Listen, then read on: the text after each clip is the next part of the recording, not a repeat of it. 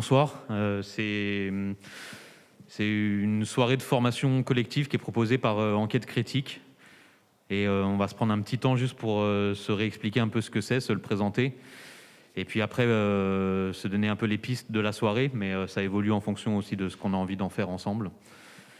Voilà. Le projet d'Enquête Critique, du coup, c'est de faire de la recherche depuis les luttes.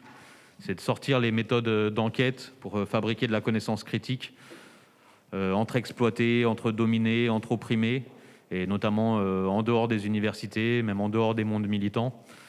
Et pour faire ça, ça veut dire le faire ensemble et le faire sous toutes les formes possibles. Donc fabriquer différents objets issus de ces enquêtes. Donc là, voilà. Là, par exemple, il y a la plateforme, enfin l'outil principal, c'est une plateforme sur Internet qui est enquêtecritique.org et qui a ses réseaux sociaux. Mais où l'idée, c'est que à partir des enquêtes qu'on mène avec les personnes directement concernées, on produit différents outils pour pouvoir les partager le plus largement possible. Et donc, aussi bien de l'écrit, des brochures, des articles, que de l'audio, des podcasts, de la vidéo, des petits docus, voire du live. Et voilà. Et donc, dans tous ces objets, depuis septembre, on a publié différentes choses, aussi bien des discussions sur la résistance et l'autonomie en Kanaki, au Rojava et au Chiapas, des enquêtes à l'intérieur de Milipol, le Salon mondial de la sécurité intérieure des États. On est en train de construire une coopération avec des collectifs soudanais et les comités de quartier dans le processus révolutionnaire au Soudan. Il y a tout un axe sur la question des prisons et notamment des luttes des prisonnières, à Marseille notamment. Voilà, il y a différents petits groupes qui se forment. Et voilà, l'idée, c'est de fabriquer de la connaissance critique ensemble et de la restituer sous toutes les formes possibles. Donc voilà, pour que ce soit plus clair, on vous invite à aller voir sur enquêtecritique.org. Et on est autogéré, on est autofinancé, c'est-à-dire pas très financé. Et voilà, l'idée, c'est un des objets qu'on a fabriqué récemment. C'est une fiche de lecture sur un livre qui nous semblait important et qui nourrit cette réflexion-là, qui s'appelle « La pédagogie des opprimés » de Paulo Freire, qui est un bouquin qui a eu son existence un peu en France et puis qui a un peu redisparu, mais qui n'a pas du tout la place qu'il a dans le reste du monde. Et où on s'est dit que l'idée, c'était de partager ce qu'il y avait dedans le plus largement possible. Et puis ce qui nous intéresse aussi, c'est de voir ce qu'on peut en faire en termes d'action collective, en termes de lutte, et puis en termes de transformation sociale. C'est toute la proposition d'enquête critique. Et donc, cette fiche de lecture, elle a été faite collectivement entre des personnes du collectif Enquête Critique, des personnes du comité Vérité et Justice 31, où à l'entrée, il y a une table où vous pouvez trouver des brochures du comité. Il y a aussi les livres des éditions Premier Matin de novembre qui accompagnent cette aventure. Et donc, la fiche de lecture, elle a été aussi faite avec des personnes du réseau Entraide, Vérité et Justice. Et voilà, avec cette idée qu'on n'a aussi pas envie de hiérarchiser les savoirs théoriques et les savoirs pratiques, mais de mettre tout ça ensemble. Et qu'une connaissance critique, ça ne peut pas se construire en dehors des luttes, ça ne peut pas se construire en dehors de la pratique. Et voilà. Et donc, toujours au bout de ça, il y a cette idée qu'une fiche de lecture, déjà, c'est bien, mais en fait, si on arrive à en faire un objet audio et un objet vidéo, c'est encore mieux parce qu'on peut parler à encore plus de gens et de manière encore plus large. Et du coup, c'est la proposition de ce soir, en fait. On va faire un enregistrement d'un podcast avec une lecture, du coup, de la fiche de lecture, ce qui va vous permettre aussi d'y avoir accès. Et à la suite de ça, il y a Myriam qui est avec nous ici, qui a fait une thèse sur les pédagogies critiques avec un terrain en Colombie, et du coup qui peut être ressource à la fois sur ces questions-là, mais aussi sur les questions de pédagogie féministe et décoloniale. Et du coup, avec qui on aimerait bien prendre un moment pour qu'elle puisse, à la suite de cet enregistrement, nous raconter son travail et aussi partager les méthodes avec nous, et puis discuter ensemble de ce que ça ouvre en termes de pistes d'action et de lutte. Et voilà. Et après ce temps-là, du coup, on pourra prendre un moment tous ensemble pour discuter un petit peu de ce que ça apporte et de ce qu'on peut faire de tout ça. Voilà. N'hésitez vraiment pas à intervenir à n'importe quel moment. On a des micros qui peuvent bouger pour ça. Et voilà à peu près. Il y a Noémie et Marion aussi là qui vont participer à l'enregistrement du podcast. On se disait aussi, s'il y a des personnes qui ont envie de venir poser leur voix sur l'enregistrement, il y a encore de la place ici, si vous voulez. Ce qu'on va faire, on va se passer le micro paragraphe par paragraphe. Après, il y aura un montage plus tard. D'ailleurs, on se disait que peut-être on pourrait en faire un atelier ici pour les personnes qui ont envie de s'initier au montage. Et voilà. Donc, je sais pas. Est-ce qu'il y a des personnes qui ont envie de venir poser leur voix sur le podcast? Il s'agit de lire un paragraphe de temps en temps. Vas-y, venez.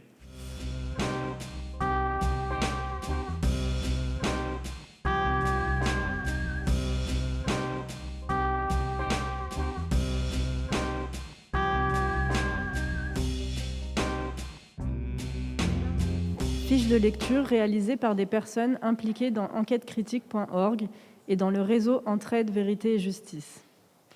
Personne n'éduque autrui, personne ne s'éduque seul, les humains s'éduquent ensemble par l'intermédiaire du monde.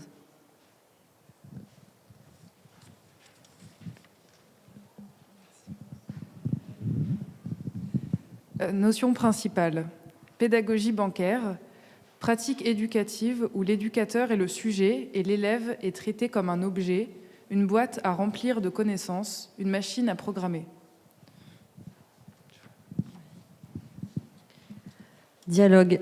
Selon Frère, une pédagogie libératrice se fonde au contraire sur des relations dialogiques de coopération entre des éducateurs apprenants et des apprenants éducateurs, se considérant tous les deux comme des sujets égaux, pour construire une conscience commune et une co-émancipation. Conscientisation vise à rendre conscient des raisons de l'oppression et de son caractère structurel et systémique. C'est la rencontre entre savoir théorique et savoir pratique, issu de l'expérience personnelle de l'oppression. Praxis, réfléchir et agir en même temps. Formuler des théories à partir de l'expérimentation pratique, à partir des luttes et de nos conditions d'oppression. Mettre en pratique et expérimenter les théories en même temps qu'on les construit. Notion qui s'oppose au verbalisme, réfléchir sans agir, et à l'activisme, action pour l'action sans réflexion. Situation limite, espace ou événement de crise dans l'existence qui nécessite d'être résolu et dépassé. Point de départ d'une enquête. Nos pistes pour l'action. Les éducateurs et les éducatrices devraient enquêter aussi sur leur position dans la société et sur leurs pratiques éducatives.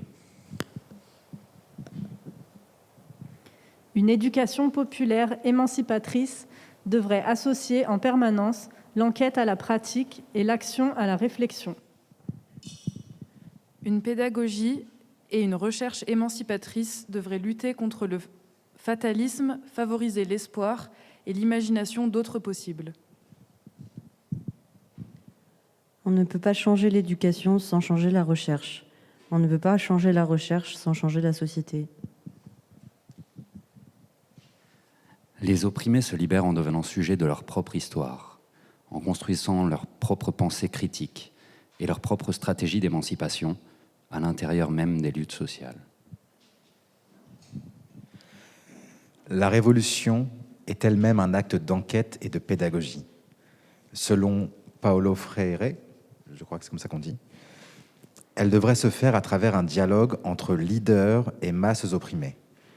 Mais il nous semble que les leaders reproduisent des hiérarchies dont on devrait aussi se débarrasser. Ce dialogue peut avoir lieu entre exploités, dominés et opprimés. Il s'agirait de devenir collectivement nos propres stratèges.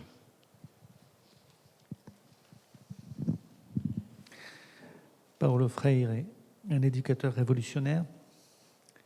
Paulo Freire est né au Brésil en 1921, dans une famille de classe moyenne qui découvre la précarité à travers la crise des années 1930.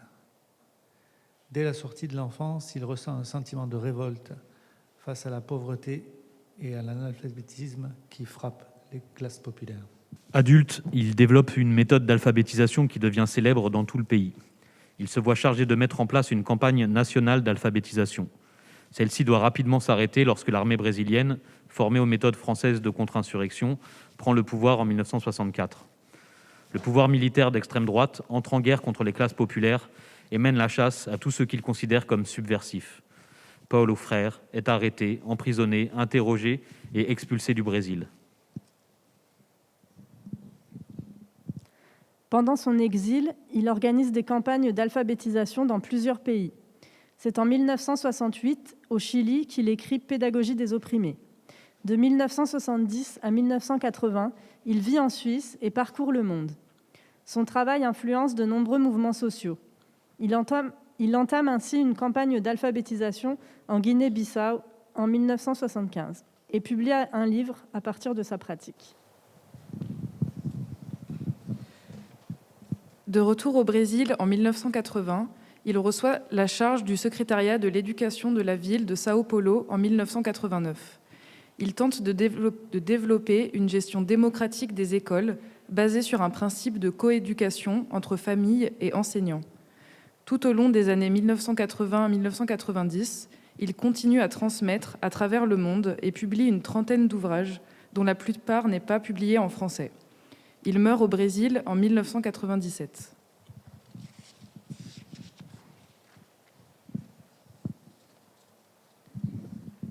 Un livre fondateur des pédagogies critiques. Dès sa publication en 1969 aux États-Unis, puis l'année suivante dans de nombreuses autres langues, l'ouvrage circule intensément dans le monde. Il paraît en France en 1974 aux éditions Maspero, suivi de Conscientisation et Révolution, un autre texte de Paulo Freire. L'influence de l'éducateur en France restera limitée principalement à cet ouvrage et décline à partir des années 1980. Face à la montée en puissance du néolibéralisme et du néoconservatisme dans l'université et au sommet de la société française, les outils conçus par Paulo Freire continuent d'exister principalement dans les pratiques de militants et militantes des pédagogies critiques et du syndicalisme révolutionnaire. Le livre connaît un second souffle en accompagnant, depuis les années 1990, la construction d'un mouvement international de pédagogie critique et émancipatrice. Cette dernière prend forme dans le mouvement des Sans-Terre au Brésil, dans les expériences éducatives des Zapatistes au Chiapas, Mexique, dans les écoles autogérées d'Argentine ou à travers des pratiques d'auto-organisation communautaire dans les quartiers pauvres des États-Unis. Le livre influence aussi l'émergence des pédagogies interculturelles, décoloniales, queer et intersectionnelles dans la première partie du XXIe siècle. Sa charge révolutionnaire est aussi perçue du côté des classes dominantes. À partir de 2010, il est interdit dans les écoles publiques d'Arizona et devient notamment la cible de la nouvelle extrême droite brésilienne. Cette dernière diffuse le slogan « Basta de Paulo Freire » dans des manifestations contre Dilma Rousseff en 2015. Cette haine de Paulo Freire et des pédagogies critiques arrive au sommet de l'État brésilien à travers le gouvernement Bolsonaro en 2019. La pédagogie des opprimés reste l'un des ouvrages les plus cités au monde dans le domaine des sciences sociales. C'est le troisième selon une étude réalisée en 2016. Il constitue une malle à outils fondatrice pour des pratiques d'éducation populaire émancipatrice et de recherche-action coopérative. Alors, si ça vous va, on vous laisse prendre un temps pour permettre à Myriam Cheklab, qui a fait une thèse de doctorat sur les pédagogies critiques, décoloniales et féministes, de nous présenter son travail et un petit peu autour de cette idée, cette proposition d'enquête critique, de se partager des méthodes en dehors des mondes universitaires pour qu'on crée nous-mêmes nos propres analyses critiques et nos propres stratégies d'émancipation. Et Myriam, merci beaucoup d'être avec nous ce soir. Je te laisse la parole. Est-ce que tu peux nous présenter déjà l'origine de ce travail de recherche ? Alors bonsoir à toutes et tous. Déjà, merci beaucoup à Enquête Critique de m'avoir invité ce soir. C'est la première fois que je présente mon travail de thèse en public, parce que voilà, j'ai soutenu il n'y a pas longtemps, en novembre. Voilà. Donc ça me fait plaisir de faire ça ici avec vous, à la chapelle, voilà, dans une atmosphère pas universitaire, pas académique. Donc c'est chouette. Et puis en vue que ça serve pour les luttes. Donc voilà, ça c'est important pour moi. Donc moi j'ai travaillé pendant 5 ans sur la notion de pédagogie décoloniale surtout, sans perdre de vue bien sûr les questions féministes et les questions des dominations en général, mais c'était plus focalisé sur les pédagogies décoloniales. Aussi parce que justement, pour faire le lien avec du coup la fiche de lecture de ce soir, moi, à la base, je viens un peu de l'éducation populaire, donc j'ai travaillé comme animatrice quelques temps, j'ai fait du théâtre de l'opprimé, j'ai participé de manière militante et ou salariée, en tout cas, à des projets d'éducation populaire. Et j'ai rencontré un peu la pensée de Paulo Freire quand je suis allée en Argentine. Là-bas, j'ai travaillé pendant 6 mois dans un centre social occupé, où vraiment les gens, en tout cas, c'était vraiment un espace militant incroyable et autogéré assez incroyable. Et en fait, les gens vraiment mettaient en application toute cette pensée de la pédagogie des opprimés. Donc c'était hyper intéressant pour moi. Mais quelques années plus tard, en fait, je me suis un peu aussi rendu compte des limites parfois de l'éducation populaire, en tout cas sur les questions de race, par exemple, les questions de genre aussi. C'est aussi des critiques qui ont été faites à Paulo Freire plus tard par des féministes notamment, et des féministes noires notamment. Par exemple, Bell Hooks, elle a beaucoup travaillé avec lui et à partir de sa pensée, mais un peu dans l'idée aussi de la dépasser. Donc il y a des textes aussi assez intéressants, par exemple de Bell Hooks, entre autres. Et en fait, il y a un texte de Bell Hooks qui a été traduit en français, que j'ai traduit en français dans un ouvrage qui a été publié il y a 2 ans, où en fait elle dit aussi, sa critique en fait, elle est vraiment pas du tout dans l'opposition, c'est-à-dire que elle remercie vraiment Paulo Freire de tout ce qu'il a apporté, mais voilà, elle lui fait sa critique et lui, il a aussi vachement accepté toutes ces critiques-là. Donc bon, c'est assez intéressant de le mentionner en tout cas. Donc voilà, moi en tout cas, je suis un peu partie de là, de me dire, sur les questions par exemple de race et de colonialité, il y a eu très peu d'écrits et que c'était intéressant d'aller développer ça, et en particulier pour réfléchir à la question des pédagogies en France, et en particulier en faisant le constat qu'à l'école, pas seulement à l'école, mais en tout cas dans tous les espaces éducatifs en France, en fait, les questions de race et de colonialité, elles sont très peu pensées, ou c'est des pensées minoritaires qui vont être vraiment difficiles à faire émerger, quoi. Et donc, pour pouvoir penser ça en France, je suis allée de l'autre côté de l'Atlantique, donc je suis allée en Colombie, et j'ai rencontré, à la base, j'avais des amis qui faisaient du théâtre de l'opprimé là-bas, qui m'ont invitée. Et en fait, de fil en aiguille, j'ai rencontré une communauté autochtone, la communauté Nasa, et avec qui j'ai commencé à travailler, et j'ai commencé à participer à des luttes là-bas. Donc en tout, je suis restée environ un peu plus d'1 an et demi.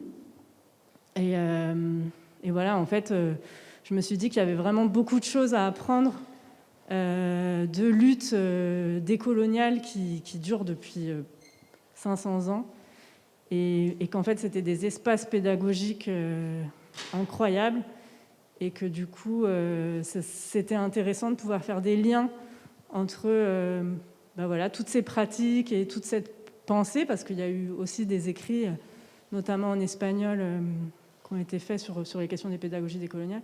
Et en fait, de mettre ça en lien avec notre situation ici, pour les personnes descendantes de colonisés en France, comment on pouvait réfléchir tout ça ensemble. Alors, la question, ce n'était pas de comparer, mais plutôt de réfléchir à c'est quoi les liens, c'est quoi les résonances entre ces différentes situations coloniales, et comment ça peut nous aider à penser un peu différemment, à sortir un peu des schémas de pensée habituels, et à mettre en place des pratiques pédagogiques différentes, décoloniales, féministes, Voilà un peu l'origine du projet. Parmi des choses qui motivent Enquête Critique, il y a justement le fait d'avoir vu dans l'université des modes d'enquête qui reproduisaient des rapports de domination. Moi, je me rappelle des trucs en début de fac où on te propose d'aller faire un entretien avec des gens de ton quartier, etc. Et en fait, tu arrives avec une position de sociologue.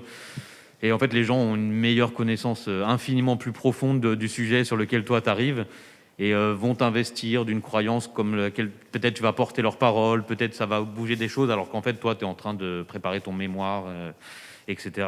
Et ça, on les retrouve vraiment à tous les niveaux dans l'histoire des sciences sociales, que ce soit dans l'anthropologie coloniale, dans l'ethnographie, où il s'agit de connaître l'autre pour le contrôler, pour lui faire la guerre, pour installer un nouveau système, une nouvelle société, etc. Où on retrouve aussi les sciences sociales, la police, l'armée, mettent des gros moyens dans des laboratoires de sciences sociales pour connaître les populations, comme ils disent.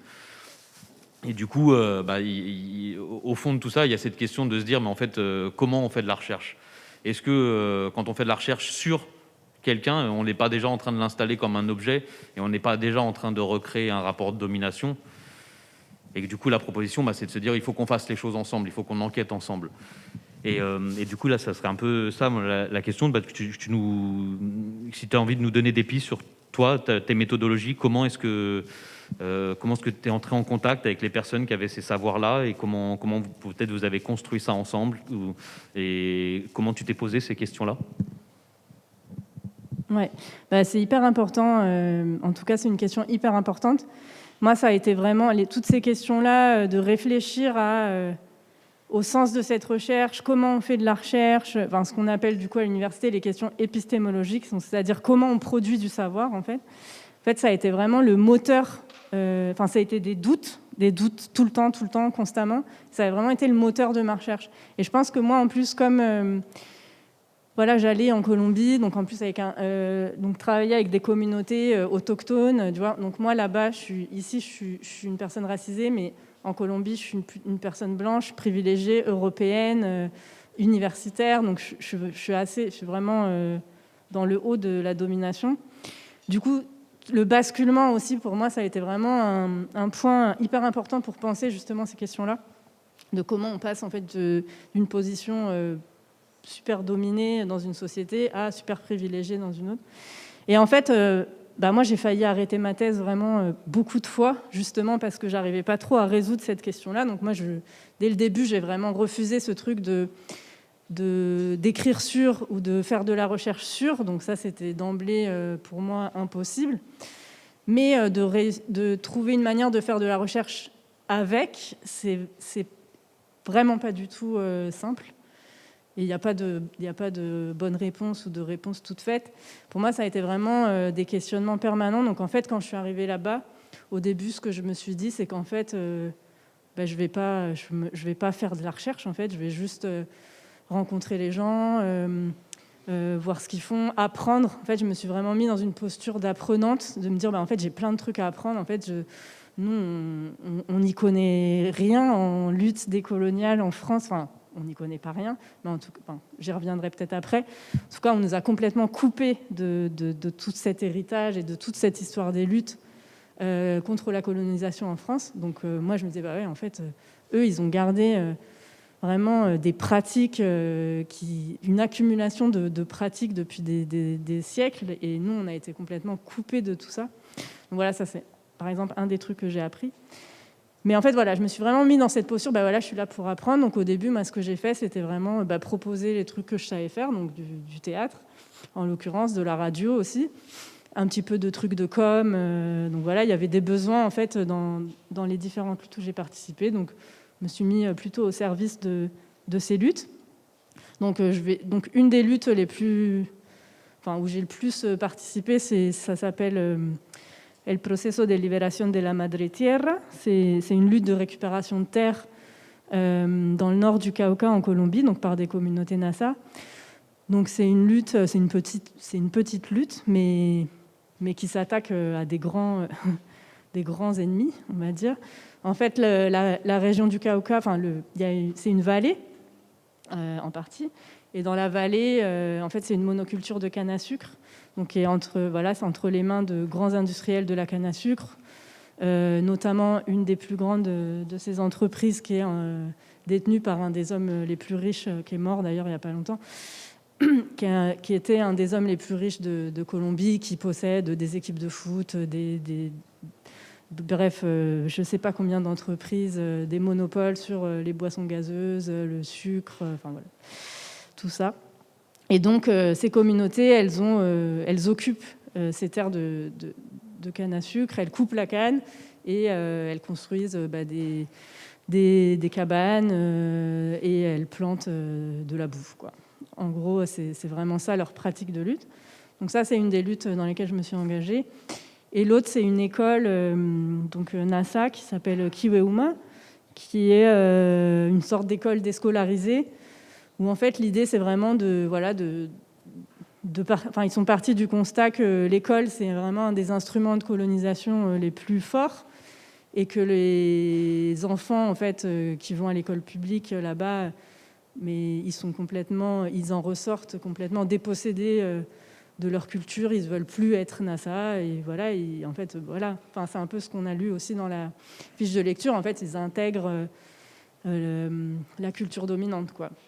Donc là, c'était, en tout cas, c'était dans cette école-là, elle s'est créée dans l'idée de décoloniser, quoi, et de faire école selon leur propre calendrier, leurs propres méthodes, leurs propres objectifs, etc.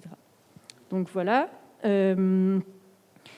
Et donc, je continue sur la méthodon. Donc, au début, j'ai juste participé à ces deux luttes-là en particulier. Et en fait, petit à petit, je me suis rendu compte... Enfin, déjà, j'ai appris plein de choses. Et c'est ça qui m'a donné envie, après, de revenir en France. Enfin, les fois quand je revenais en France, de me dire, il faudrait que je fasse un truc en France aussi, quoi, sur ça, tu vois, et de réfléchir à partir de là, comment on peut penser la situation ici. Donc en fait, tout à l'heure tu disais mon terrain c'est en Colombie, mais finalement mon terrain c'est pas vraiment en Colombie, mon terrain c'est plus en France. Enfin moi je l'ai pris comme ça après en fait. Que pour moi ces expériences en Colombie c'était plus comme une école, une formation qui m'a permis ensuite de faire mon terrain finalement en France pour réfléchir à ici c'est quoi notre situation et voilà comment on peut essayer de réfléchir un peu autrement. Voilà, donc petit à petit, c'était pas forcément prévu au début dans ma méthodologie. Ma méthodologie, elle a été vraiment pas improvisée, mais un peu, au fur et à mesure. Donc, j'ai pas du tout établi un plan, à me dire, voilà, je vais faire ça, puis là, je vais faire ça, puis après, je vais faire des entretiens. Non, en fait, ça a été vraiment un peu au feeling aussi de ce que je sentais et qui était juste à chaque moment. Et il y a eu un moment vraiment un lâcher prise de me dire en fait je vais juste voir qu'est-ce qui se passe et puis sentir qu'est-ce qu'il faut faire à chaque moment. Donc parfois j'ai fait des entretiens avec des personnes que je me disais tiens telle personne on a établi telle relation d'amitié, de camaraderie, ça serait intéressant, et puis les gens ont accepté un peu comme ça, pas naturellement mais un peu de manière assez organique comme ça. Donc au final, j'ai fait des entretiens aussi en France, donc avec des personnes comme ça, au fil des rencontres, des personnes, je me suis dit, tiens, ça serait intéressant d'avoir leur parole.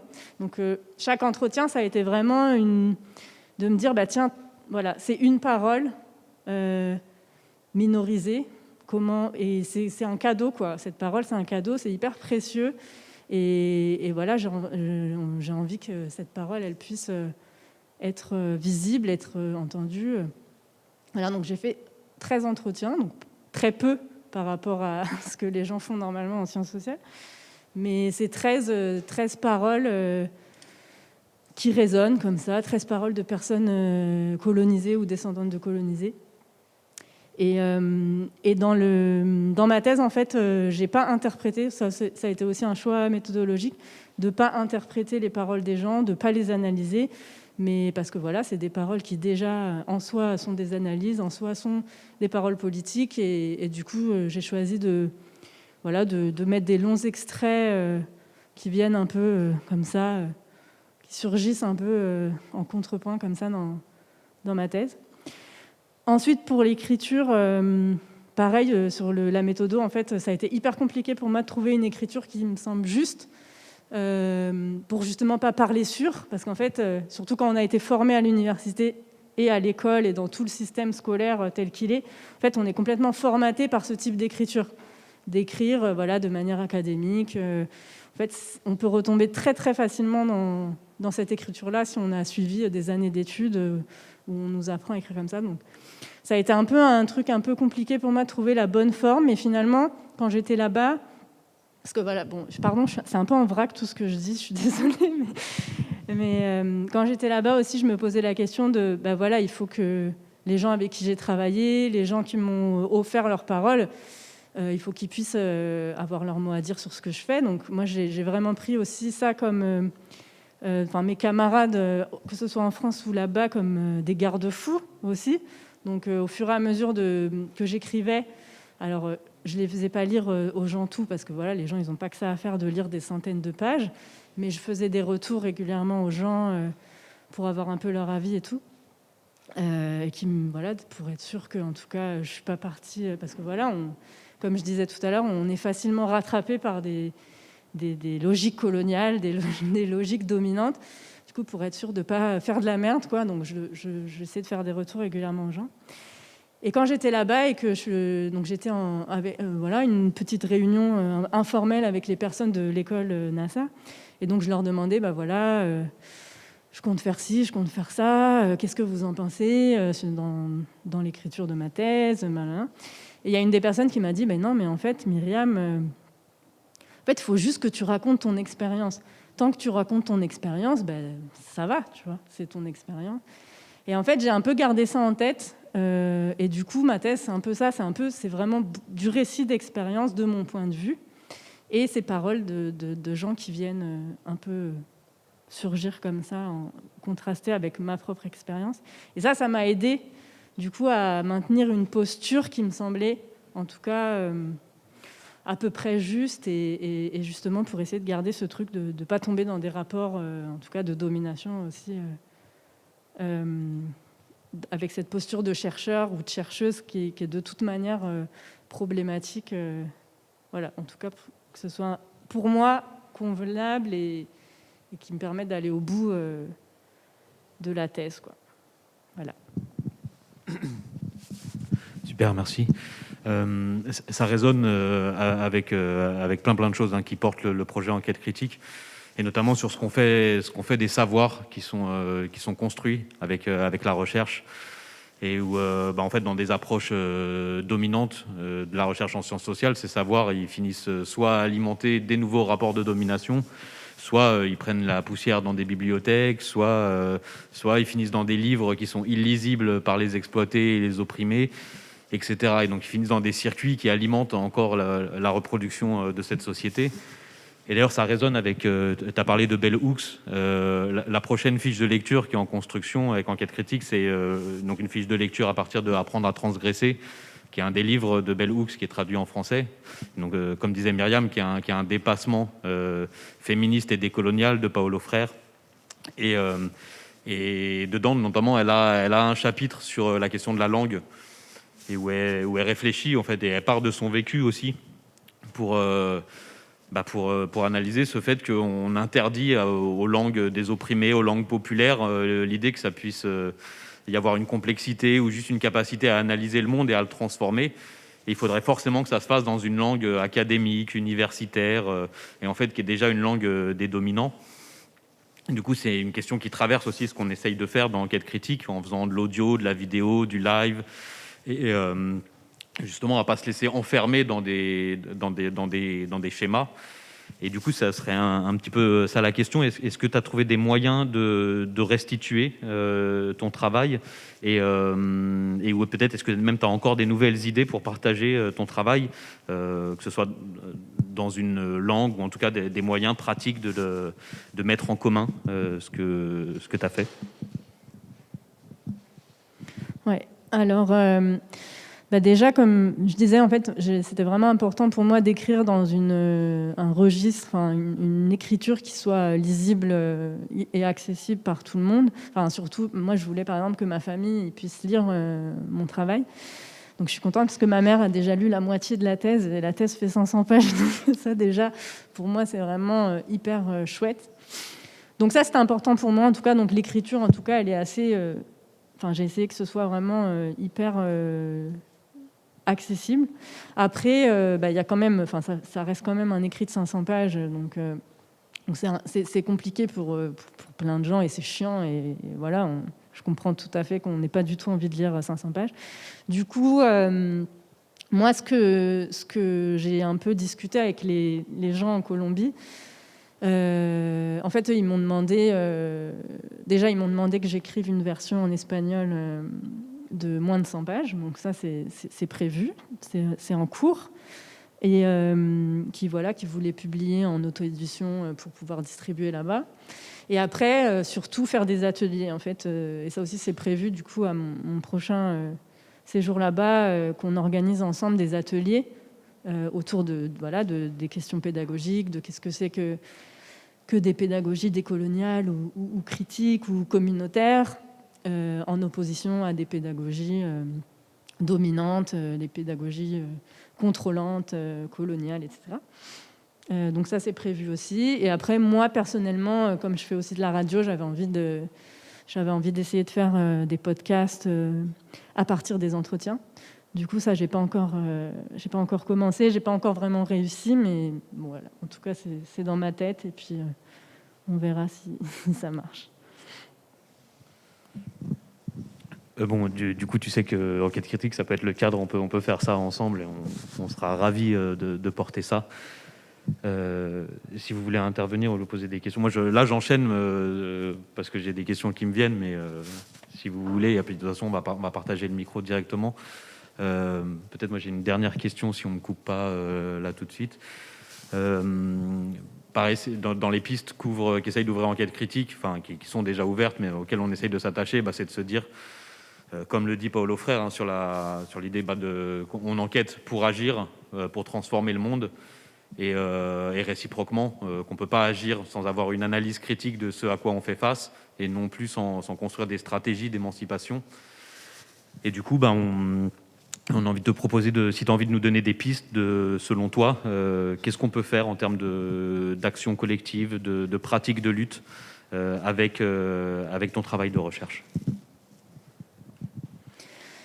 Alors, pour moi, un des trucs que j'ai appris en faisant cette recherche, donc j'en ai un peu parlé tout à l'heure, c'est cette idée qu'en fait, les espaces de lutte et les espaces communautaires, en fait, c'est des espaces pédagogiques. C'est-à-dire que, en fait, de les reconnaître comme tels, quoi. C'est des espaces, en fait, où on apprend, où on transmet des savoirs, on transmet des pratiques, où on accumule aussi, en fait, des pratiques qui, en fait, les luttes, elles ont des histoires, elles ont des héritages.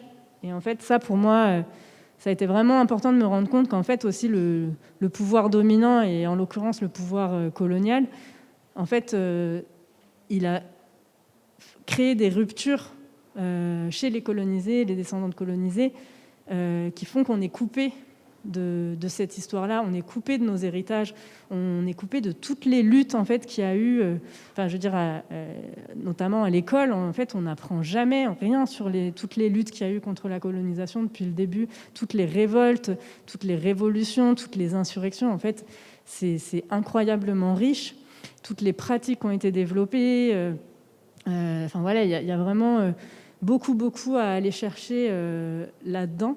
Et en fait, de se nourrir de tout ça et de créer nos propres généalogies, quoi.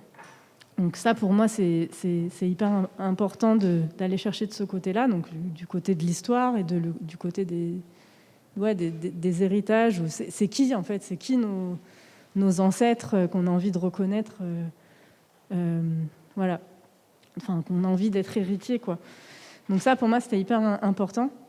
Ensuite, il y a toutes les questions de en fait, qu'est-ce qui nous a été imposé et comment on peut aussi déconstruire tout ce qui nous a été imposé par le pouvoir dominant, donc le pouvoir colonial, capitaliste, patriarcal, etc. Donc, par exemple, sur les questions de temporalité, Donc ça, c'est un chapitre assez long dans ma thèse sur les questions de temps. En fait, comment on nous a imposé des temporalités, donc à travers des calendriers, à travers des manières de s'organiser, des manières d'organiser les réunions, les manières de... Enfin, tout, quoi, en fait. Et en fait, on est géré... Enfin, on gère le temps de manière complètement capitaliste et productiviste. En fait, le temps, c'est quelque chose qui doit être planifié, organisé, minuté. Et en fait, il y a plein d'autres manières de fonctionner. Il y a plein d'autres temporalités possibles. Et en fait, ça, pour moi, c'est vraiment important aussi d'aller chercher ça et de voir qu'en fait, on n'est pas obligé de suivre ces manières-là. Et qu'en fait, si on s'organise... Enfin, les luttes, elles s'organisent aussi, ou elles peuvent aussi s'organiser selon leur propre temporalité, leurs propres agendas, et pas être tout le temps en fait en réaction aux temporalités et aux agendas imposés. Donc ça d'un côté, et c'est en lien avec la question de l'autonomie.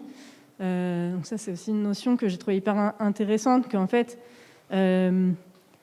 pour pouvoir développer des pratiques pédagogiques différentes, il faut des espaces d'autonomie. Et ces espaces d'autonomie, en fait, ça veut pas dire l'autonomie, ça veut pas dire être en autarcie, complètement coupé du reste pour pouvoir. Non, en fait, c'est se dire comment on travaille ces espaces d'autonomie. Ces espaces d'autonomie, ils peuvent être partout, ils peuvent être tout petits, ils peuvent être grands. Enfin, en fait, il y a plein d'espaces qui existent déjà où les gens ils construisent de l'autonomie, mais qui sont pas reconnus comme tels, ou qui construisent des pédagogies qui sont pas reconnues comme telles. Donc d'apprendre à reconnaître ça, en fait, c'est où que les gens ils s'organisent, c'est quoi les espaces communautaires où les gens en fait ils développent depuis des décennies des pratiques. Voilà, c'est d'aller chercher ça aussi. Je pense que c'est important. Voilà, bon après il y a plein de choses comme ça aussi. Bon, là j'ai parlé d'espace communautaire, donc la notion de communauté aussi. Comment la notion de communauté elle nous a complètement été volé, on a été vraiment dépossédé de ce terme. Maintenant, dire communauté, c'est un gros mot, c'est vu de manière hyper péjorative. Voilà, on associe communautarisme, séparatisme et tout ça. Et en fait, non, la communauté, c'est pas quelque chose qui exclut, mais c'est quelque chose qui rassemble. Et en fait, comment on peut se réapproprier aussi ce terme de communauté, de faire communauté. On reparle de Bell Hooks. Bell Hooks, elle a pas mal écrit sur ça aussi, se faire communauté et faire communauté aussi dans des espaces pédagogiques.